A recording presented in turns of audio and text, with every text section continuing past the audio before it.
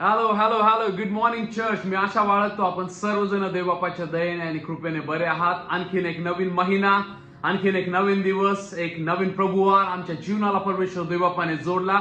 त्याची स्तुती आणि आराधना करण्यासाठी, त्याच्या चांगुलपणाचा अनुभव घेण्यासाठी. खरोखर परमेश्वर देव चांगला आहे. त्याची दया आणि कृपा दररोज आमच्यावरती नव्याने ओतत असतो. लॉकडाऊन अचानक रीतीने जाहीर केला गेला आणि सर्व काही पुन्हा ह्या जिल्ह्यामध्ये थांबल्यासारखं झालेलं आहे, परंतु त्याची कृपा आमच्यावरती कंटिन्यू आहे. त्याबद्दल देवाची स्तुती असो. एक विचार मी सकाळी करत होतो की आमच्या ह्या पिढीला, आम्ही ज्या युगामध्ये राहत आहोत, आम्हाला सर्व गोष्टी इन्स्टंट म्हणजे लगेचच हव्या असतात. Right, 2 minutes Maggi noodles, instant money payment, instant ATM cash withdrawal, सर्व इन्स्टंट इन्स्टंट इन्स्टंट असताना या पॅन्डेमिक मुळे, या लॉकडाऊन मुळे संपूर्ण जग स्लो डाऊन झालं. इन्स्टंट विरोधामध्ये स्लो डाऊन.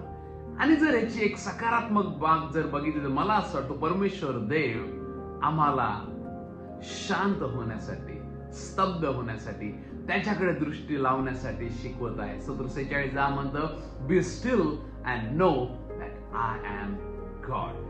त्याने आम्हाला पेशन्स आमच्यामुळे तो डेव्हलप करत आहे आणि ते पवित्र आत्म्याचं एक फळ आहे, नाही का? So thank God for even this times. कारण प्रत्येक परिस्थितीमध्ये काही ना काही चांगलं शिकण्यासारखं असतं. एनिवेज, आजच्या सकाळी आमचा जो अध्ययनाचा विषय आहे, अध्ययनाचा जो विषय आहे तो आहे, are you ready for change? आम्ही बदलासाठी तयार आहोत का? You know, change is something which is constant in life. बदल हा जीवनामध्ये सातत्याने चालत असतो, परंतु आम्हाला बदल हा आवडत नसतो ना. आमचं स्वाभाविक मन जे असतं ते बदलासाठी लगेच तयार नसतं. कारण आम्ही जिथे आहोत, ज्या परिस्थितीमध्ये आहोत, त्या ठिकाणी आम्ही कम्फर्टेबल होत असतो. आमचा जॉब असेल, आमचे मित्र असतील, आमचे कलिग्स असतील, आमचे सैरे असतील, जे काय असेल त्या ठिकाणी त्या लोकांसोबत आम्ही फॅमिलियर होतो, कम्फर्टेबल होतो आणि त्यामुळे आम्हाला बदल हा अपेक्षित नसतो. आणि बऱ्याच वेळेला लोकांना बदल आवडत नाही कारण ते 5 गोष्टींवरती अडकलेले असतात आणि तिथं अडकल्यामुळे पुढे जाता येत नाही, पुढे जाता येत नाही, त्यामुळे बदल येत नसतो. परंतु बदल हा आमच्या जीवनात गरजेचा आहे. यु नो, आज मला कोणाला तरी सांगायचं आहे की देव तुमच्यासाठी एक ग्रेटर डेस्टिनी तयार करत आहे. I want to tell somebody that God is preparing you for a greater destiny. देव तुम्हाला तयार करत आहे त्या चांगल्या ठिकाणाकडे नेण्यासाठी. पण प्रश्न आहे, आपण त्याच्यासाठी तयार आहोत का? Enough of that fear, enough of that confusion, enough of that lack. पुष्कळ झालं ते घाबरणं, पुष्कळ झालं ते चिंतेमध्ये राहणं. परमेश्वर देव आम्हाला काहीतरी नवीन ठिकाणी, नवीन परिस्थितीमध्ये, नवीन टप्प्यामध्ये नेऊ इच्छितो. आम्ही तयार आहोत का? मग बदलासाठी काही काय अडखळणं येतात, ते मी 5 अडखळणं या ठिकाणी पवित्र शास्त्रातून आपल्या समोर मांडू इच्छितो. पहिलं आहे ते म्हणजे गर्व. यु नो, नीतिसूत्रेचा 16वा अध्याय 18व वचन असं म्हणतं इंग्रजीमध्ये, pride goes before destruction, a haughty spirit before a fall. आणि देवाचं वचन सांगतं की गर्व झाला म्हणजे त्या ठिकाणी नाश हा ठरलेलाच आहे. We all know that, right?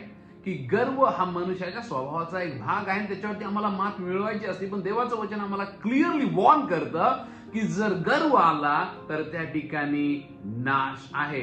You know, आणि गर्व असं म्हणतं की मला बदलण्याची गरज नाही.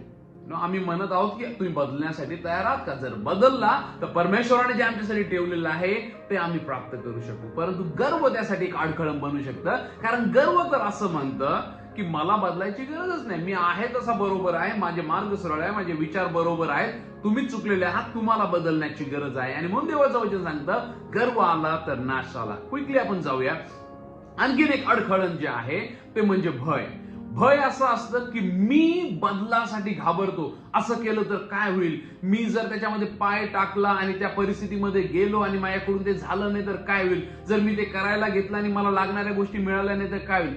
भय आम्हाला बदलापासून माग टाकत असतो. So we need to understand. पहिले योहान 4 अध्याय आणि 18 वचन असं म्हणतं, there is no fear in love, but perfect love drives out the fear.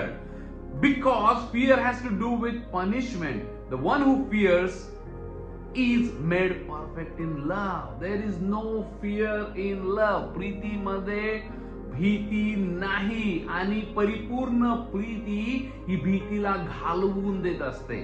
परमेश्वराने आम्हाला भीतीचा आत्मा दिलेला नाही. Okay, we need to understand that very clearly. भीती ही विनाकारण होत असते. एखाद्या वेळेस 99% गोष्टी घडत पण नसतात, पण भीतीमुळे आम्ही पॅरालाइज होतो आणि जो बदल देव आमच्या जीवनात करू इच्छितो त्याच्यापासून दूर राहतो. तिसरं कारण बंडखोरपणा. इंग्रजीमध्ये आम्ही त्याला रिबेलियन म्हणतो. मी म्हटलं की प्राईड आम्हाला म्हणतो की मला बदलण्याची गरज नाही, पण रिबेलियन म्हणजे बंडखोरपणा म्हणतो की मी बदलणार नाही, काय करायचं ते करून घ्या. Rebelliousness will stop us from changing into a person that God wants us to be. कारण देवाने आमच्यासाठी एक चांगलं काहीतरी योजलेलं असताना बंडखोरपणा जर आमच्यामध्ये आला तर तो आम्हाला त्याच्यापासून दूर ठेवतो. आणि आम्ही बघतो पहिले शमूएलाचा 15वा अध्यायामध्ये ज्या वेळेला देव शाऊला सोबत शमूएलाद्वारे बोलला की जा आणि अमेलिकी लोकांवरती हल्ला कर आणि त्यांना आणि त्यांच्या सर्व गोष्टींना त्या ठिकाणी संपुष्टात आण, नाश कर, डिस्ट्रॉय इट ऑल. परंतु आम्ही बघतो की शाऊलाने ते पूर्णपणे ऐकलं नाही. त्यांनी हल्ला मात्र केला. जे दुर्बळ होते, जे वीक होते, जे खराब होते, ते सर्व काही त्यांनी नासधूस केलं, मारून टाकलं. परंतु जे चांगलं होतं, जे धष्टपुष्ट होतं, असं सगळं त्यांनी राखून ठेवलं. आणि त्या ठिकाणी त्याने रिबेलियसनेसला प्रगट केलं. राईट, ही रिबेल्ड अगेन्स्ट गॉड. त्याने देवाविरुद्ध बंड केला, कारण देवाचे क्लिअर इन्स्ट्रक्शन्स असताना त्याने ते ऐकलं नाही. आणि ह्यावेळेस आपण पहिले शमूएल याचा 15वा अध्याय 22 आणि 23 वचनामध्ये काय ती गोष्ट आहे ते पाहूया. पहिले शमूएल 15, 22 आणि 23. तेव्हा शमूएल म्हणाला, परमेश्वराचा शब्द पाळल्याने जसा त्याला संतोष होतो तसा होमांनी व यज्ञांनी होतो काय? पहा, यज्ञापेक्षा आज्ञा पाळणे बरे, एडक्यांच्या चरबीपेक्षा वचन ऐकणे बरे. अवज्ञा जादूगिरीच्या पातका समान आहे, आणि हट्ट हा मूर्ती पूजा व कुलदैवताचरण यांसारखा आहे. तू परमेश्वराचा शब्द मोडला आहे, म्हणून त्यानेही तुला राजपदावरून झुगारून दिले आहे. See, obedience is better than sacrifice. The word of God tells us this here very clearly. देवाचं वचन आम्हाला अतिशय स्पष्टपणे सांगतं की यज्ञापेक्षा आज्ञा पालन हे श्रेष्ठ आहे. हे महत्वाचं आहे. शाऊलाला त्या ठिकाणी क्लिअर इंडिकेशन्स होते, क्लिअर इन्स्ट्रक्शन्स होते की जाऊन अमेलिकी लोकांवर आणि त्यांच्या सर्व गोष्टींवर हल्ला करून सर्व काही संपुष्टात आण. पण त्यांनी त्याचं डोकं लावलं, त्यांनी तिकडे आज्ञा मानली नाही, देवाविरुद्ध केलं. आणि आम्ही बघतो त्याचा परिणाम काय झाला प्रियांनो. त्याचं अनॉइंटिंग गेलं, त्याचं पद गेलं, आणि त्या साड्यासाठी झगडता झगडता त्याचं जीवनही त्या ठिकाणी गेलं. जसं देव आज्ञा पालनाचे आशीर्वाद देतो तसं आज्ञा मोडण्याची शिक्षा देखील आहे, असं या ठिकाणी शमूएल संदेशाने त्याला स्पष्ट सांगितलं. And that is true in our life too. So we need to understand that obedience is very important and that's what the Lord loves. Okay, आपण बघूया आणखीन एक अडखळण जे येतं. 3 अडखळण आपण बघितले. पहिले आपण बघितलं गर्व, दुसरं आपण बघितलं भय, तिसरं आपण बघितलं बंड, चौथं आहे आळशीपणा, लेझीनेस. आणि बरेच लोक म्हणतात की मला काय वाटत नाही की बदलावं, मी आहे तिथेच बरं आहे, जे चाललेलं आहे तेच ठीक आहे, परत कोण त्या गोष्टींचा प्रयत्न करणार. पण देवाचं वचन नीतिसूत्रे 6, 9, 11 मध्ये असं सांगतं, how long will you lie there you sluggard. आळशा तू किती वेळ झोप काढशील. When will you get up from your sleep. केव्हा तू आपल्या झोपेतून उठशील. A little sleep, a little slumber, a little folding of hands to rest, and poverty will come on you like a thief, and scarcity like an armed man. आणखी थोडी झोप घेतो, आणखीन थोडी डुकली घेतो, असं जर म्हटलं तर दारिद्र्य तुझ्यावरती दरोडेखोराप्रमाणे येईल, असं देवाचं वचन सांगतं. So we need to understand की लेझीनेस, आळशीपणा देखील आम्हाला बदलापासून माग पाडू शकतो.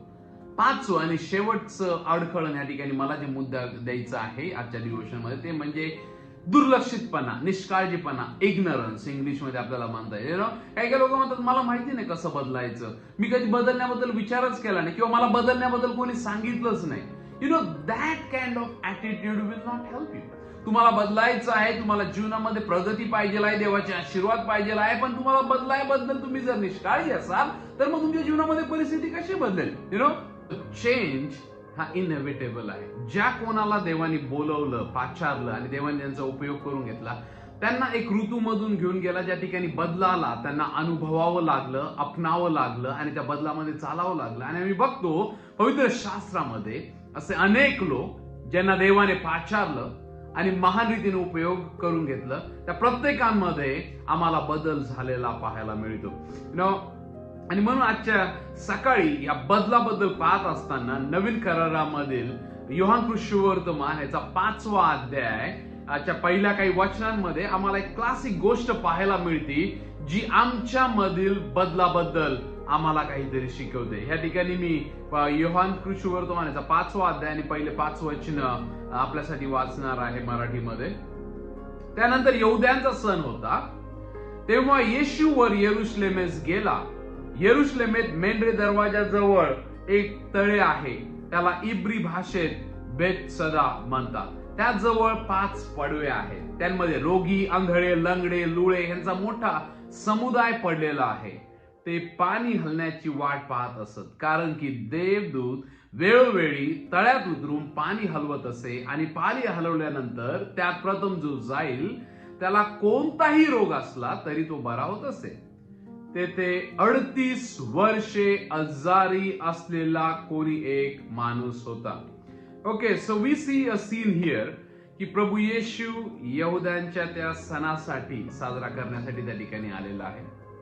आणि तो आलेला असताना त्या ठिकाणी बेतसदा नावाचं एक तळ आहे, ज्याबद्दल म्हटलं जातं की त्या ठिकाणी वेळोवेळी ओकेजनली देवदूत येऊन त्या तळ्यातलं पाणी हलवतात आणि जो कोणी प्रथम त्या पाण्यामध्ये उतरायचा मग त्याला कोणताही आजार असो तो त्या ठिकाणी बरा होत होता. आणि असे अनेक आंधळे, लंगडे, लुळे, आजारी, त्रस्त लोक त्याच्या अवतीभोवती येऊन मुक्काम करत होते, जेणेकरून त्यांना कधी ना कधी संधी मिळेल आणि त्यांचे रोग बरे होतील.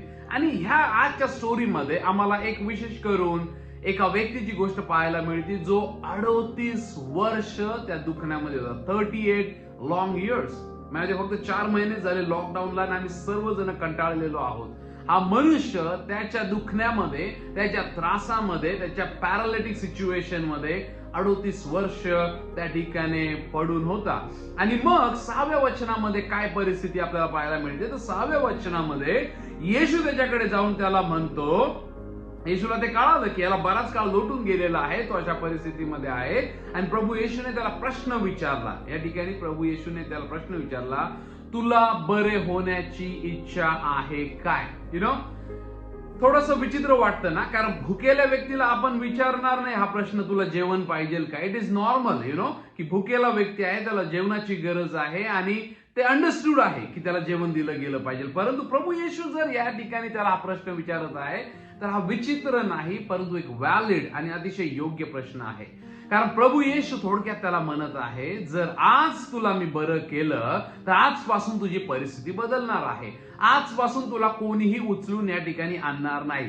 आजपासून तुला कोणीही फ्रीमध्ये जेवण देणार नाही. आजपासून जर तू बदलत आहे तर तुला कोणीही विनाकारण पैसे देणार नाही, जेवण देणार नाही, तुला मदत करणार नाही किंवा अतिशय काही वेगळ्या भावाने वागणार नाही, कारण तुझ्यासाठी परिस्थिती बदलणार आहे. म्हणून प्रभू येशू त्याला अतिशय स्पष्ट प्रश्न विचारतो, तुला बरं व्हायचं आहे काय? And that is why. आणि हा प्रश्न आम्हाला देखील आहे. जर आम्हाला आमच्या जीवनामध्ये मिरॅकल झालेला पाहायचा आहे, जर आम्हाला आमच्या प्रार्थनेचे उत्तर आमच्या जीवनामध्ये पाहायचे आहे तर त्याच्यासाठी बदल देखील गरजेचा आहे, जर त्या ठिकाणी आवश्यकता आहे तर. आणि म्हणून परमेश्वर देव आम्हालाही प्रश्न विचारत आहे, are you ready for that change? आमच्यापैकी बरेच जण आमच्या त्या ब्रेक थ्रूच्या अगदी कडेला येऊन थांबलेले आहेत, परंतु ज्या वेळेला आम्ही निर्धार घेऊ की आम्ही बदलण्यासाठी तयार आहे त्या वेळेला तो चमत्कार आमच्या जीवनात झालेला आम्हाला दिसेल. आमच्या जीवनामध्ये ती केलेली प्रोफेसी देखील जर आम्ही बदलण्यासाठी तयार आहोत तर पूर्ण होऊ शकते. आम्हीच ती व्यक्ती आहोत जो आमच्या जीवनात त्या चमत्काराला, त्या प्रोफेसीला पूर्ण होण्यापासून थांबवू शकतो किंवा लांबवू शकतो. प्रश्न आहे, आम्ही बदलण्यासाठी तयार आहोत का?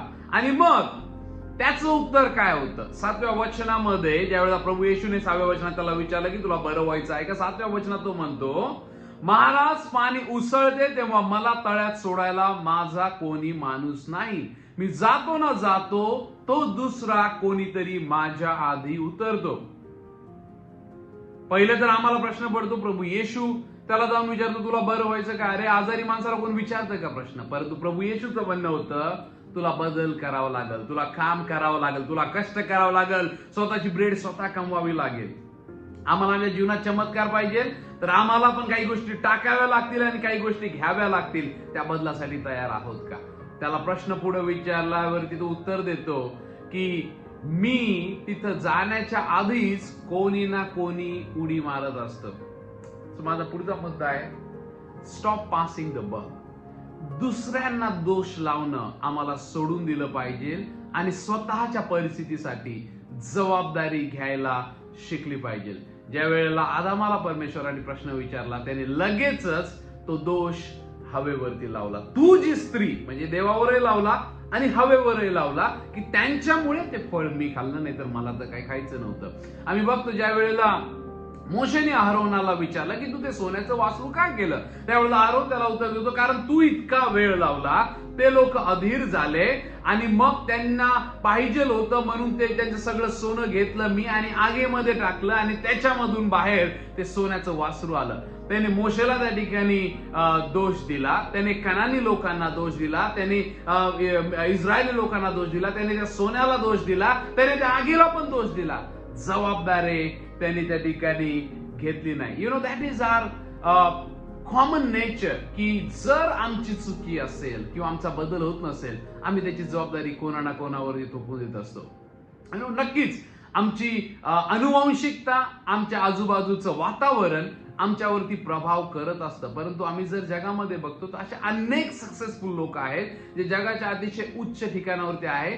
त्यांच्यासाठी अनुवंशिकता ही नकारात्मक होती, त्यांची अपब्रिंगिंग ही खूप कठीण परिस्थितीमध्ये झालेली होती, तरी देखील त्याच्यावरती त्यांनी मात केली, त्यांनी जबाबदारी घेतली आपल्या परिस्थितीची आणि बदलाला त्यांनी आपल्या जीवनामध्ये कवटाळून घेतलं. परंतु काही लोक असे पण आहेत ज्यांना सर्व काही चांगलं मिळालं, त्यांची अनुवंशिकता चांगली होती, त्यांचे वाडवडील चांगले होते, त्यांना चांगलं शिक्षण, सगळं काही चांगलं मिळालं, परंतु त्यांनी आपल्या परिस्थितीसाठी जबाबदारी घेतली नाही, बदलाला त्यांनी कवटाळलं नाही आणि त्यांचा नाश झालेला देखील आम्हाला पाहायला मिळतो. So my point here is that let's stop blaming others for our situation, but let's learn to be a responsible person who wants to see the change, and through change we can see the miracles that we are waiting for a long time to happen in our life. You know, William नावाचा एक राजा होता जो इंग्लंडच्या एका तुरुंगाला भेट देत असताना त्याच्यासमोर अनेक कैद्यांना आणलं गेलं आणि अनेक कैदी त्याला म्हणत होते, मी निर्दोष आहे, मी हे केलं नाही, मी ते केलं नाही, मला क्षमा करा, जेलमधून मला मुक्त करा. असं सगळ्यांनी सांगितलं की आम्ही निर्दोष आहे. पण त्याच्यातला एक कैदी होता, तो म्हटला की नाही, हे पाप माझ्याकडून झालं, ही चूक माझ्याकडून झाली आणि मी दोषी आहे. आणि ते झाल्यानंतरून किंग विल्यम असं म्हटला, हे सर्व लोक निर्दोष आहे, हा एकटाच दोषी आहे, या दोषीला जर या निर्दोषी लोकांसंगती जर ठेवलं तर ते खराब होतील, ह्याला इथून काढा आणि जेलमधून बाहेर टाका. त्यांनी ज्या वेळेला त्याच्या चुकासाठी जबाबदारी घेतली त्या ठिकाणी त्याला मुक्त करण्यात आलं, त्याला त्या ठिकाणी सोडण्यात आलं. 8व्या वचनामध्ये प्रभू येशू त्याला म्हणतो, उठ, तुझी बाज घे आणि चालू लाग. या ठिकाणी आम्हाला पाहायला मिळतं की देव आमच्या विश्वासाला आम्हाला ताणायला लावत आहे. बऱ्याच वेळेला आम्ही आमचा विश्वास एक्सरसाइज करत नाही. Many times we don't exercise our faith. वचन वाचणं हे महत्वाचं आहे, कारण वचन वाचण्याने आणि ऐकण्याने विश्वास वाढतो. परंतु कार्याविना विश्वास हा निष्फळ आहे. Right? Faith without work is dead. And God is asking him, स्वतः देव जो त्याला आरोग्य देते, देव त्याला काय सांगतो की उठ, आपली बाज घे आणि चालू लाग. It included action in that in order to receive his miracle on that day. देव आम्हाला अशा प्रकारे बऱ्याच वेळेला सांगत असतो, पण आमची तयारी नसते आमच्या विश्वासाला ताणण्याची. अब्राहमाला ज्या वेळेला बोलवलं त्यावेळेला अब्राहमाला आपला देश सोडावा लागला होता. मोशेला ज्या वेळेला बोलवलं त्यावेळेला मोशेला इच्छा नसताना पुन्हा मिसर देशामध्ये जायला लागलेलं होतं. त्या 10 कुष्ठरोग्यांना ज्या वेळेला त्याने बरं केलं त्यावेळेला तो म्हटला की जा आणि जाऊन याचकाला दाखवा. ते जात असताना त्यांना आरोग्य मिळालं. So that means action with faith will produce big miracles in your life, and we need to do that. One of the worst cases in Bible we see is केल्याचा 37वा अध्याय, ज्या ठिकाणी आम्ही बघतो की ते शुष्क हाडांची व्हॅली ऑफ ड्राय बोन्स, ज्या वेळेला संदेशला त्या ठिकाणी जातो, काय परिस्थिती होती? सगळे सुकलेले, मेलेले, जीर्ण झालेले जुने हड त्या ठिकाणी होते. पूर्णपणे निराशा होती, कोणतंही जीवन नव्हतं, कोणतीही आशा नव्हती. अशा परिस्थितीमध्ये संदेशला त्या ठिकाणी भविष्यवाणी करायला लागतो. कशामध्ये? डेड एंड परिस्थितीमध्ये, जीवन नसलेल्या हाडांमध्ये, शुष्क असलेल्या हाडांमध्ये त्या ठिकाणी तो जीवन बोलायला लागतो. आणि आम्ही बघतो की ज्या वेळेला त्याने ती भविष्यवाणी करायला सुरुवात केली, एवढंच नाही की ते हाडांमध्ये जीव आला, परंतु परफेक्ट ते हाडाला जुळलं गेलं, जे त्याचंच हाड होतं. आणि आम्ही बघतो बाय द टाइम त्याने ते भविष्यवाणी करणं संपवलं, त्या ठिकाणी ते हाड जीवधारी होऊन त्या ठिकाणी एक मोठं सैन्य तयार झालेलं होतं. That is what can happen. There is power in the word. देवाच्या वचनामध्ये सामर्थ्य आहे, परंतु आम्हाला आमच्या विश्वासाला ताणणं गरजेचं आहे. काहीही तुमच्या संगती घडलेलं असो, कसाही तुमचा पास्ट असो, no matter how your past has been worse, but understand one thing, that God can change it provided you are ready for that change. त्या बदलासाठी जर आम्ही तयार आहात का? बघा, या मनुष्याकडे जो 38 वर्ष तिथून हल्लेला नव्हता, त्याने देवाची वाणी ऐकली, त्याचा विश्वास त्या ठिकाणी त्याने ताणला आणि त्याची परिस्थिती बदलून गेली. तिथं म्हटलेलं नाही की येशूने त्याला उचललं, मदत केली, चालायला धक्का दिला. तो जो एकाच ठिकाणी 38 वर्ष पडलेला होता, येशूची वाणी त्याने ऐकली, म्हणजे वचन, त्याच्याने त्याचा विश्वास वाढला. पण त्या विश्वासावर त्याने कार्य केलं. ज्यावेळेला तो उठला, त्यावेळेला तो चालू लागला. Everything change in that fraction of second. जो व्यक्ती हल्ला नव्हता, डुलला नव्हता, कुठे गेला नव्हता, एक क्षणाला सर्व काही बदललं. विश्वास आणि विश्वासासोबत कृती. So stretching our faith is very important. जर आजही तुमच्या मिराकल झालेला नाहीये, तर बघा, आम्हाला कुठे आमचा विश्वास ताणण्याची गरज आहे, विश्वासामध्ये चालण्याची गरज आहे, स्वतःला बदलण्याची गरज आहे. काही वेळेला विश्वास स्ट्रेच करताना देव आम्हाला काहीतरी करायला लावत असतो. आम्हाला विश्वासामध्ये कृती करायची असते, म्हणजे आम्हाला काहीतरी नवीन सुरुवात करायचं असतं, एक पाऊल घ्यायचं असतं. भीती जरी वाटत असेल, शंका जरी वाटत असेल, पण देवाने सांगितलं म्हणून आम्हाला ते करायचं. आणि ज्या वेळेला आम्ही ते करतो, त्या ठिकाणी देव मग चमत्कार करत असतो. आमच्या विश्वासाला ताणणं किंवा stretching of our faith also means stop doing what you are doing. जे आम्ही करत आहोत आणि जर ते अयोग्य आहे, तर देव आम्हाला ते थांबवायला लावत आहे. मग ते चुकीचं रिलेशनशिप असू शकेल, चुकीची सवय असू शकेल, चुकीचे मित्र असू शकतील, किंवा चुकीचं वागणूक असू शकेल. परंतु विश्वासामध्ये जर चालायचं आहे, तर काही गोष्टी आम्हाला थांबवाव्या लागतील. आणि stretching of our faith also means to stay calm. स्तब्ध राहणं, शांत राहणं. स्तोत्र 46:10 मध्ये जसं देवाचं वचन म्हणतं, स्तब्ध राहा आणि जाणा की मी देव आहे. आणि म्हणून आम्ही जर चांगलं वागत असू, वाईट गोष्टी सोडत असू, आणि तरी आम्हाला त्रास होत असेल, किंवा लोक आमची अवहेलना करत असतील, टीका करत असतील, इट्स ओके. देव नियंत्रणामध्ये आहे. आमचं युद्ध तो लढणार आहे. आणि मग आम्ही पुढे त्या गोष्टीमध्ये बघतो की प्रभू येशू ज्या वेळेला त्या व्यक्तीला स्वतःला रिव्हील करतो, त्यावेळेला प्रभू येशू त्याला 14व्या वचनामध्ये काय म्हणतो? Let me read that for you.